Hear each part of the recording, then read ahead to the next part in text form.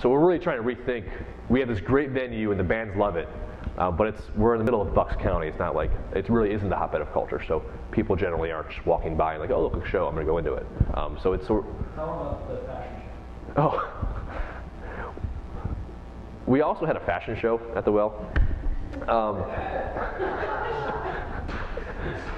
which was actually our most successful event in terms of numbers that we've ever done. We have a couple people in our church who are in the fashion industry.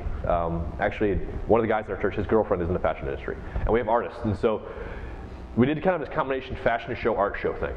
And it was really interesting.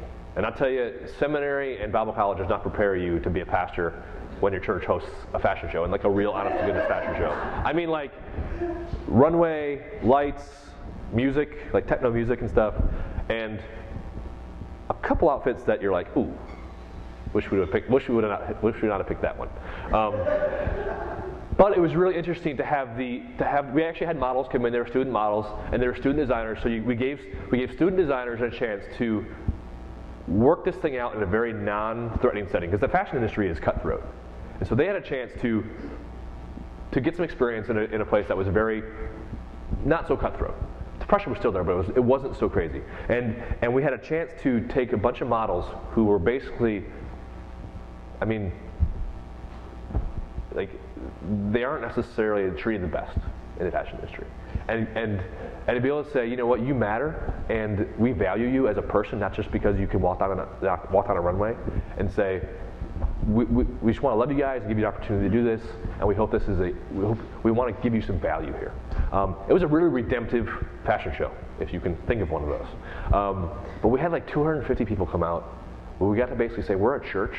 We raised money for the International Justice Mission, and just kind of taught them a little bit about what's going on in the world, and said, this is what we're about. We're about caring for others because of Jesus.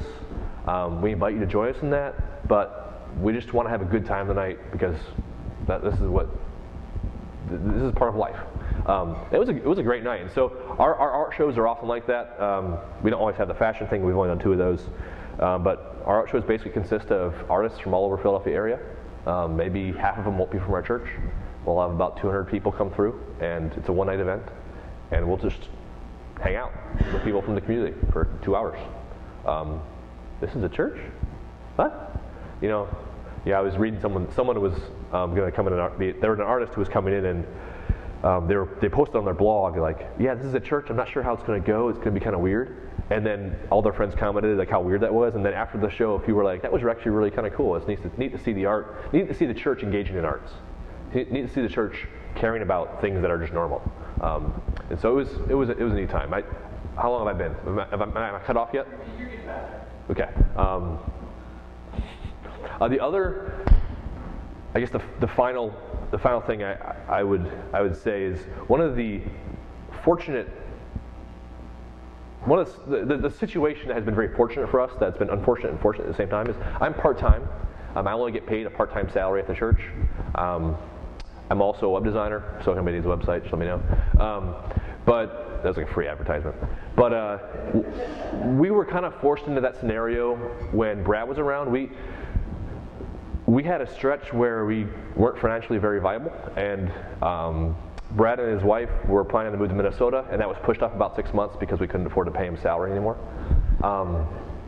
And you know, that kind of, it was like the wound wasn't cut too deep because we knew he was leaving anyways, so it wasn't like, oh, we just lost our pastor. But there was kind of this like, man, we couldn't support our pastor, now he has to move. So I reverted to, like, I was there and I was kind of part-time, and I basically stayed part-time.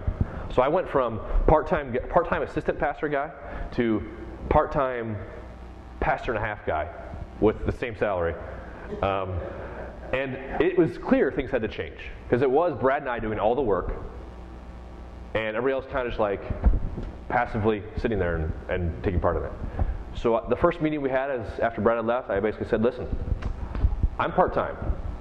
There's no longer 1.5 of us anymore. I am not here to do anything other than lead us and guide us and direct us and help you guys do the work of the ministry.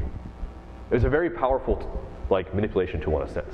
I can't do it all, it's very clear. And they're like, yeah, you can't do it all. And I'm not going to do it all, I refuse to. So my job is to help you do what you're passionate about, what God's calling you to do. So we've set a culture in our church since that point that says this is about us together doing stuff. And so I think of the ministries that are going on right now, I lead very few of them. I'm involved in those people's lives. I'm trying to do discipleship, and Gary's trying to disciple them and stuff. But we don't run them. We have probably one of our strongest ministries is an outreach to the poor, outreach to the homeless in Philadelphia. It was started by somebody else. It's run by somebody else, and it's sustained by somebody else. And we merely support the ministry. We help them with funding and whatever they need. But if Gary and I were to leave for 3 weeks, I think the ministry of the church would continue on for a while. We're there to kind of give it direction, but the fact is we're run by our community. And if I were to step out, I think we'd do really well, which is really encouraging me. I've made myself expendable, so it's great. But it gives me time to think about unity, think about longer term vision, and think about discipleship, and I don't have to do all this stuff. So that's the end of what I have to say.